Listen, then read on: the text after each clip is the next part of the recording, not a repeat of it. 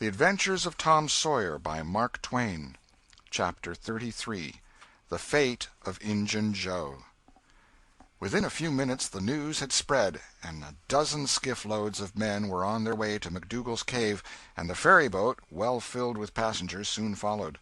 Tom Sawyer was in a skiff that bore Judge Thatcher. When the cave door was unlocked, a sorrowful sight presented itself in the dim twilight of the place.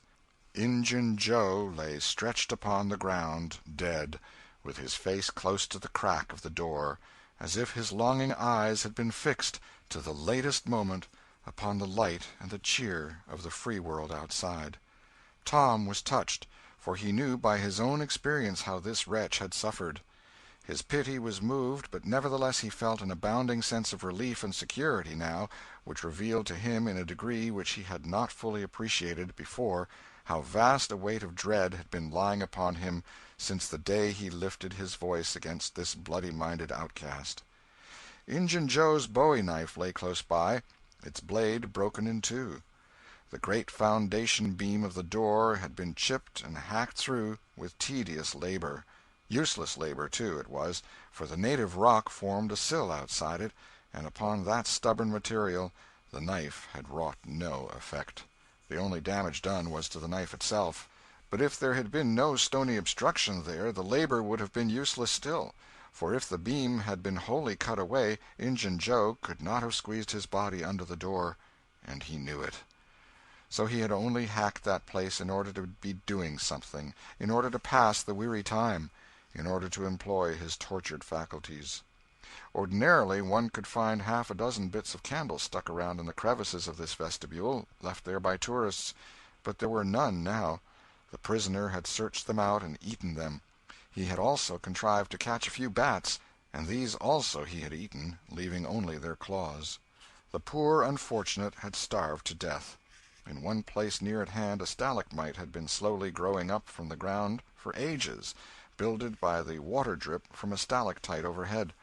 The captive had broken off the stalagmite, and upon the stump had placed a stone, wherein he had scooped a shallow hollow to catch the precious drop that fell once in every 3 minutes, with the dreary regularity of a clock-tick, a dessert-spoonful once in 24 hours. That drop was falling when the pyramids were new, when Troy fell, when the foundations of Rome were laid, when Christ was crucified, when the Conqueror created the British Empire, when Columbus sailed, when the massacre at Lexington was news. It is falling now.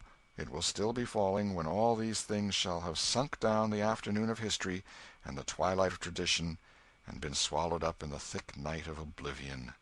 Has everything a purpose and a mission? Did this drop fall patiently during 5,000 years to be ready for this flitting human insect's need? And has it another important object to accomplish 10,000 years to come? No matter. It is many and many a year since the hapless half-breed scooped out the stone to catch the priceless drops, but to this day the tourist stares longest at that pathetic stone and that slow-dropping water when he comes to see the wonders of McDougal's cave. Injun Joe's cup stands first in the list of the cavern's marvels. Even Aladdin's palace cannot rival it. Injun Joe was buried near the mouth of the cave, and people flocked there in boats and wagons from the towns and from all the farms and hamlets for 7 miles around. They brought their children and all sorts of provisions, and confessed that they had had almost as satisfactory a time at the funeral as they could have had at the hanging. This funeral stopped the further growth of one thing, the petition to the governor for Injun Joe's pardon. The petition had been largely signed, many tearful and eloquent meetings had been held, and a committee of sappy women been appointed to go in deep mourning and wail around the governor, and implore him to be a merciful ass and trample his duty under foot. Injun Joe was believed to have killed 5 citizens of the village, but what of that? If he had been Satan himself, there would have been plenty of weaklings ready to scribble their names to a pardon petition and drip a tear on it from their permanently impaired and leaky waterworks. The morning after the funeral Tom took Huck to a private place to have an important talk. Huck had learned all about Tom's adventure from the Welshman and the widow Douglas by this time, but Tom said he reckoned there was one thing they had not told him. That thing was what he wanted to talk about now. Huck's face saddened. He said, "I know what it is. You got into number 2 and never found anything but whiskey. Nobody told me it was you, but I just knowed it must have been you soon as I heard 'bout that whiskey business. And I knowed you hadn't got the money because you'd 'a' got at me some way or other and told me even if you was mum to everybody else. Tom, something's always told me we'd never get hold of that swag." "Why, Huck, I never told on that tavern keeper. You know his tavern was all right the Saturday I went to the picnic. Don't you remember you was to watch there that night?" "Oh, yes. Why, it seems 'bout a year ago. It was that very night that I followed Injun Joe to the widder's."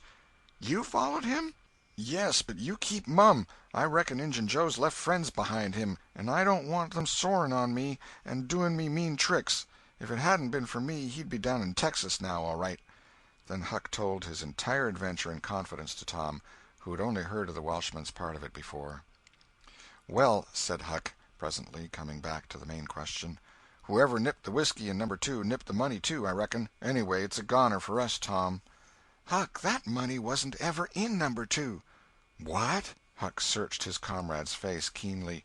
"Tom, have you got on the track of that money again?" "Huck, it's in the cave." Huck's eyes blazed. "Say it again, Tom." "The money's in the cave." "Tom, honest Injun now, is it fun or earnest?" "Earnest, Huck, just as earnest as ever I was in my life. Will you go in there with me and help me get it out?" "I bet I will. I will if it's where we can blaze our way to it and not get lost." "Huck, we can do that without the least little bit of trouble in the world." "Good as wheat. What makes you think the money's—" "Huck, you just wait till we get in there. If we don't find it, I'll agree to give you my drum and everything I've got in the world. I will, by jings." "All right, it's a whiz. When do you say?" "Right now, if you say it. Are you strong enough?" "Is it far in the cave? I've been on my pins a little 3-4 days now, but I can't walk more'n a mile, Tom. Least I don't think I could." "It's about 5 mile into there the way anybody but me would go, Huck. But there's a mighty short cut that they don't anybody but me know about. Huck, I'll take you right to it in a skiff. I'll float the skiff down there, and I'll pull it back again all by myself. You needn't ever turn your hand over." "Let's start right off, Tom." "All right. We want some bread and meat and our pipes, and a little bag or two, and 2 or 3 kite strings, and some of these newfangled things they call lucifer matches. I tell you, many's the time I wished I had some when I was in there before." A trifle after noon the boys borrowed a small skiff from a citizen who was absent, and got under way at once. When they were several miles below Cave Hollow, Tom said, "Now, you see this bluff here looks all alike all the way down from the cave hollow? No houses, no wood yards, bushes all alike. But do you see that white place up there where there's been a landslide? Well, that's one of my marks. We'll get ashore now." They landed. "Now, Huck, where we're a-standing you could touch that hole I got out of with a fishing pole. See if you can find it." Huck searched all the place about and found nothing. Tom proudly marched into a thick clump of sumac bushes and said, "Here you are. Look at it, Huck. It's the snuggest hole in this country. You just keep mum about it. All along I've been wanting to be a robber, but I knew I'd got to have a thing like this, and where to run across it was the bother. We've got it now, and we'll keep it quiet. Only we'll let Joe Harper and Ben Rogers in, because of course there's got to be a gang, or else there wouldn't be any style about it. Tom Sawyer's Gang. It sounds splendid, don't it, Huck?" "Well, it just does, Tom. And who'll we rob?" "Oh, most anybody. Waylay people, that's mostly the way." "And kill them?" "No, not always. Hive them in the cave till they raise a ransom." "What's a ransom?" "Money.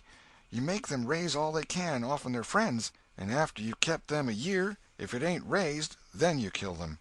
That's the general way, only you don't kill the women. You shut up the women, but you don't kill them.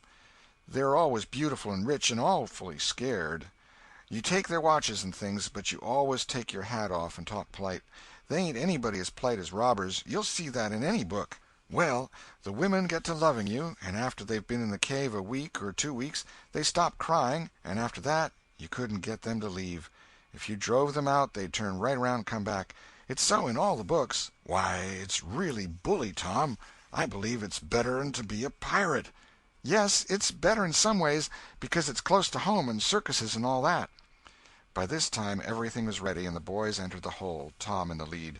They toiled their way to the farther end of the tunnel, then made their spliced kite strings fast, and moved on.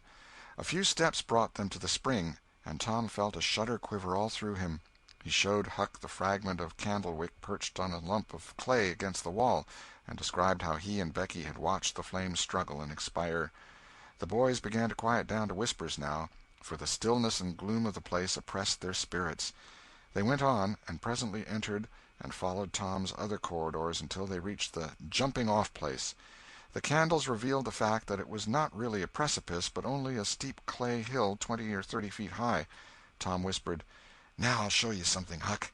He held his candle aloft and said, "Look as far around the corner as you can. Do you see that? There, on the big rock over yonder, down with the candle smoke. Tom, it's a cross. Now, where's your number 2? Under the cross, hey? Right yonder's where I saw Injun Joe poke up his candle, Huck." Huck stared at the mystic sign a while, and then said with a shaky voice, "Tom, let's get out of here." "What? And leave the treasure?" "Yes, leave it. Injun Joe's ghost is round about there certain." "No, it ain't, Huck, no, it ain't. It would ha'nt the place where he died, away out at the mouth of the cave, 5 miles from here." "No, Tom, it wouldn't. It would hang around the money. I know the ways of ghosts, and so do you." Tom began to fear that Huck was right. Misgivings gathered in his mind, but presently an idea occurred to him. "Look here, Tuck, what fools we're making of ourselves. Injun Joe's ghost ain't a-going to come round where there's a cross." The point was well taken. It had its effect. "Tom, I didn't think of that. But that's so. It's luck for us, that cross is. I reckon we'll climb down there and have a hunt for that box." Tom went first, cutting rude steps in the clay hill as he descended. Huck followed. 4 avenues opened out of the small cavern which the great rock stood in. The boys examined 3 of them, with no result. They found a small recess in the one nearest the base of the rock, with a pallet of blankets spread down in it. Also an old suspender, some bacon rind, and the well-gnawed bones of 2 or 3 fowls. But there was no money-box. The lads searched and researched this place, but in vain. Tom said, "He said under the cross. Well, this comes nearest to being under the cross. It can't be under the rock itself, because that's set solid on the ground." They searched everywhere once more, and then sat down discouraged. Huck could suggest nothing. By and by Tom said, "Looky here, Huck, there's footprints and some candle grease on the clay about one side of this rock, but not on the other sides. Now, what's that for?" "I bet you the money is under the rock. I'm going to dig in the clay." "That ain't no bad notion, Tom," said Huck with animation. Tom's real Barlow was out at once, and he had not dug 4 inches before he struck wood. "Hey, Huck, you hear that?" Huck began to dig and scratch now. Some boards were soon uncovered and removed. They had concealed a natural chasm which led under the rock. Tom got into this and held his candle as far under the rock as he could, but said he could not see to the end of the rift. He proposed to explore. He stooped and passed under. The narrow way descended gradually. He followed its winding course, first to the right and then to the left, Huck at his heels. Tom turned a short curve by and by and exclaimed, "My goodness, Huck, looky here!" It was the treasure box, sure enough, occupying a snug little cavern, along with an empty powder keg, a couple of guns in leather cases, 2 or 3 pairs of old moccasins, a leather belt, and some other rubbish well soaked with the water drip. "Got it at last," said Huck, plowing among the tarnished coins with his hands. "My, but we're rich, Tom." "Huck, I always reckoned we'd get it. It's just too good to believe, but we have got it, sure. Say, let's not fool around here. Let's snake it out. Let me see if we can lift the box." It weighed about 50 pounds. Tom could lift it after an awkward fashion, but could not carry it conveniently. "I thought so," he said. "They carried it like it was heavy, that day at the haunted house. I noticed that. I reckon I was right to think of fetching the little bags along." The money was soon in the bags, and the boys took it up to the cross rock. "Now let's fetch the guns and things," said Huck. "No, Huck, leave them there. They're just the tricks to have when you go to robbing. We'll keep them there all the time, and we'll hold our orgies there, too. It's an awful snug place for orgies."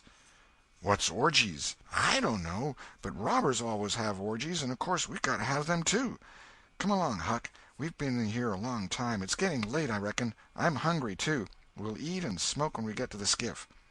They presently emerged into the clump of sumac bushes, looked warily about, found the coast clear, and were soon lunching and smoking in the skiff.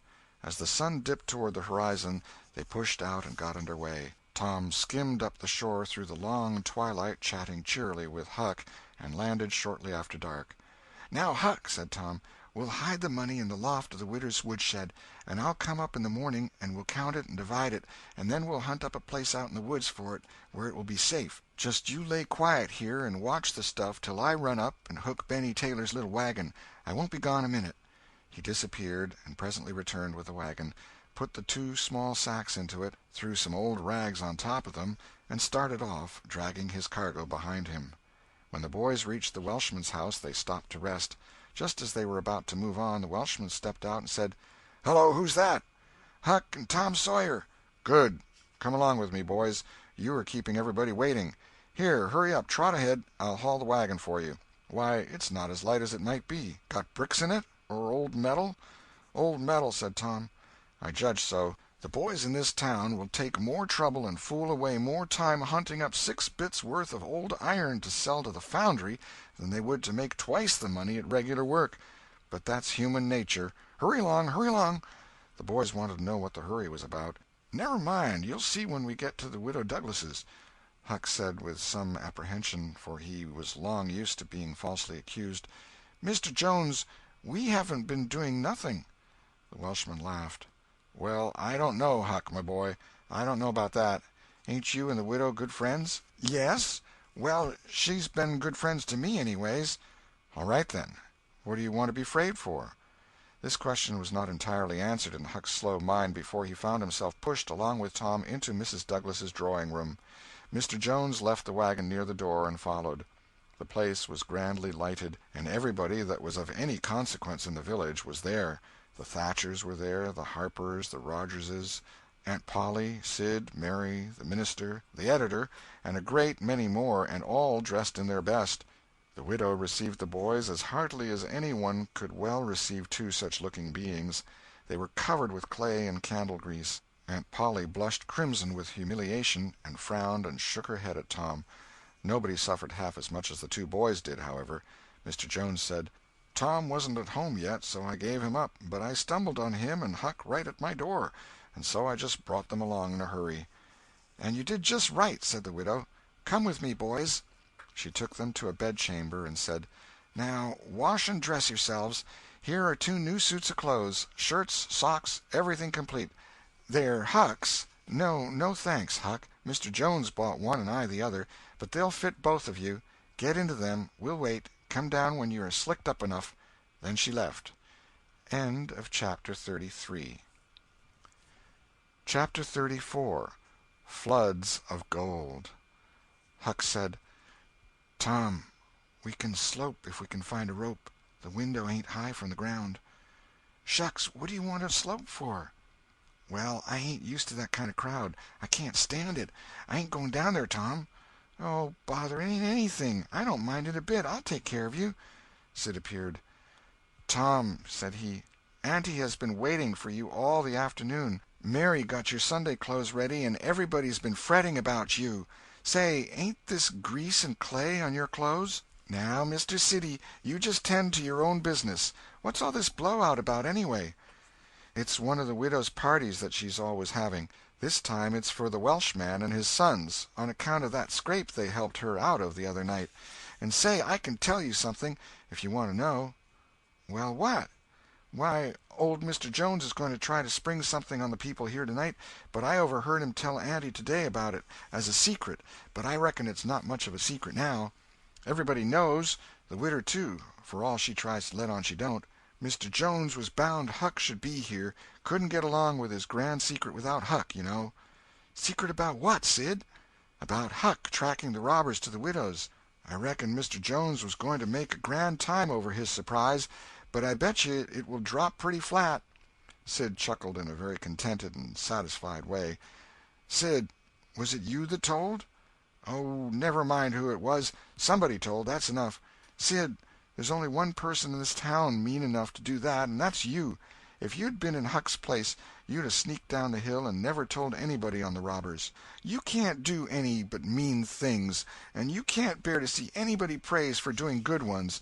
There, no thanks, as the widow says, and Tom cuffed Sid's ears and helped him to the door with several kicks. "Now go and tell Auntie if you dare, and tomorrow you'll catch it." Some minutes later the widow's guests were at the supper table, and a dozen children were propped up at little side tables in the same room, after the fashion of that country and that day. At the proper time Mr. Jones made his little speech, in which he thanked the widow for the honor she was doing himself and his sons, but said that there was another person whose modesty, and so forth and so on.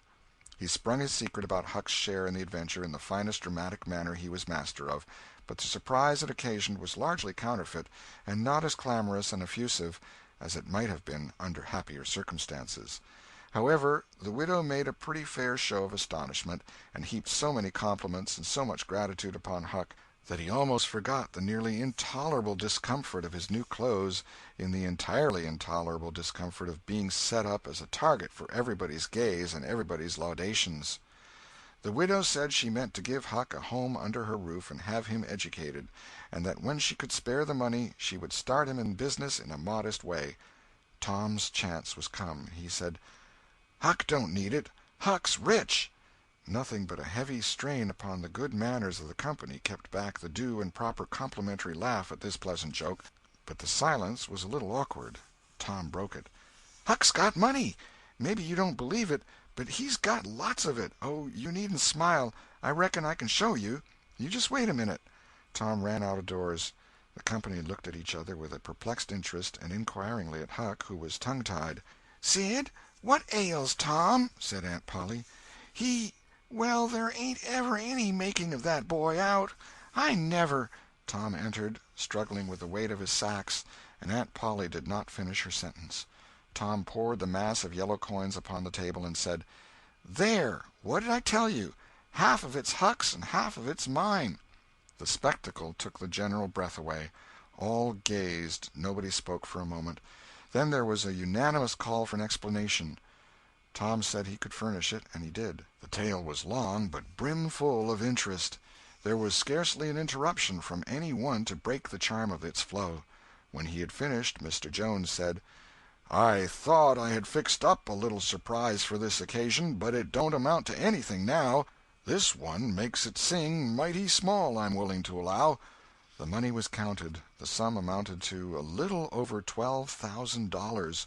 It was more than anyone present had ever seen at one time before, though several persons were there who were worth considerably more than that in property. End of Chapter 34. Chapter 35. Respectable Huck Joins the Gang. The reader may rest satisfied that Tom's and Huck's windfall made a mighty stir in the poor little village of St. Petersburg. So vast a sum, all in actual cash, seemed next to incredible. It was talked about, gloated over, glorified, until the reason of many of the citizens tottered under the strain of the unhealthy excitement. Every haunted house in St. Petersburg and the neighboring villages was dissected, plank by plank, and its foundations dug up and ransacked for hidden treasure, and not by boys, but men, pretty grave, unromantic men, too, some of them. Wherever Tom and Huck appeared they were courted, admired, stared at. The boys were not able to remember that their remarks had possessed weight before, but now their sayings were treasured and repeated. Everything they did seemed somehow to be regarded as remarkable. They had evidently lost the power of doing and saying commonplace things. Moreover, their past history was raked up and discovered to bear marks of conspicuous originality. The village paper published biographical sketches of the boys. The Widow Douglas put Huck's money out at 6%, and Judge Thatcher did the same with Tom's at Aunt Polly's request. Each lad had an income now that was simply prodigious. $1 for every weekday in the year and half of the Sundays. It was just what the minister got. No, it was what he was promised. He generally couldn't collect it. $1.25 a week would board, lodge, and school a boy in those old simple days, and clothe him and wash him, too, for that matter. Judge Thatcher had conceived a great opinion of Tom. He said that no commonplace boy would ever have got his daughter out of the cave. When Becky told her father, in strict confidence, how Tom had taken her whipping at school, the judge was visibly moved. And when she pleaded grace for the mighty lie which Tom had told in order to shift that whipping from her shoulders to his own, the judge said with a fine outburst that it was a noble, a generous, a magnanimous lie. a lie that was worthy to hold up its head and march down through history breast to breast with George Washington's lauded truth about the hatchet. Becky thought her father had never looked so tall and so superb as when he walked the floor and stamped his foot and said that. She went straight off and told Tom about it. Judge Thatcher hoped to see Tom a great lawyer or a great soldier some day. He said he meant to look to it that Tom should be admitted to the National Military Academy and afterward trained in the best law school in the country, in order that he might be ready for either career or both.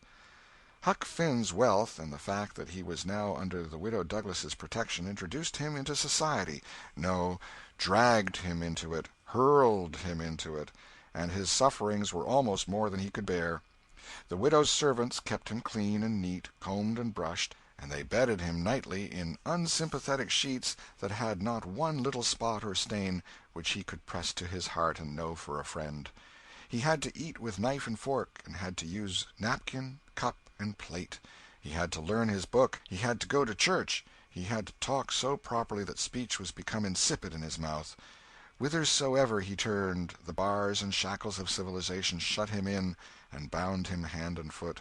He bravely bore his miseries 3 weeks, and then one day turned up missing. For 48 hours the widow hunted for him everywhere in great distress. The public were profoundly concerned. They searched high and low. They dragged the river for his body.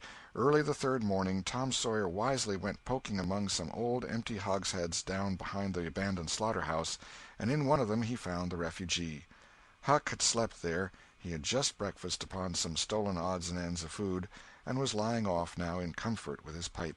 He was unkempt, uncombed, and clad in the same old ruin of rags that had made him picturesque in the days when he was free and happy. Tom routed him out, told him the trouble he had been causing, and urged him to go home. Huck's face lost its tranquil content and took a melancholy cast. He said, "Don't talk about it, Tom. I've tried it, and it don't work. It don't work, Tom. It ain't for me. I ain't used to it. The widder's good to me and friendly, but I can't stand them ways. She makes me get up just at the same time every morning. She makes me wash. They comb me all to thunder. She won't let me sleep in the woodshed.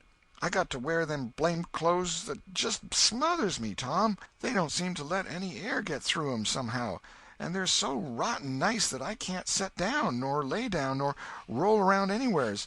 I ain't slid on a cellar door for, well, it 'pears to be years. I got to go to church and sweat and sweat. I hate them ornery sermons. I can't catch a fly in there. I can't chaw. I got to wear shoes all Sunday. The widder eats by a bell. She goes to bed by a bell. She gets up by a bell. Everything's so awful regular a body can't stand it. Well, everybody does that, Huck." "Tom, it don't make no difference. I ain't everybody, and I can't stand it. It's awful to be tied up so, and grub comes too easy. I don't take no interest in vittles that way. I got to ask to go a-fishing. I got to ask to go in a-swimming. Derned if I hain't got to ask to do everything. Well, I'd got to talk so nice it wasn't no comfort. I'd got to go up in the attic and rip out a while every day to get a taste in my mouth, or I'd have died, Tom. The widder wouldn't let me smoke. She wouldn't let me yell. She wouldn't let me gape, nor stretch, nor scratch before folks." Then, with a spasm of special irritation and injury, "And dad fetch it, she prayed all the time. I never see such a woman. I had to shove, Tom, I just had to. And besides, that school's going to open, and I'd a got to go to it. Well, I wouldn't stand that, Tom. Looky here, Tom, being rich ain't what it's cracked up to be. It's just worry and sweat and a-wishing you was dead all the time. Now, these clothes suits me, and this barrel suits me, and I ain't ever going to shake 'em any more. Tom, I wouldn't ever got into all this trouble if it hadn't been for that money. Now you just take my share of it along with yourn, and give me a 10-center sometimes, not many times, because I don't give a dern for a thing 'thout it's tolerable hard to git, and you go and beg off for me with a widder." "Oh, Huck, you know I can't do that. 'Tain't fair. And besides, if you'll try this thing just a while longer, you'll come to like it." "Like it? Yes, the way I'd like a hot stove if I was to set on it long enough. No, Tom, I won't be rich, and I won't live in them cussed smothery houses.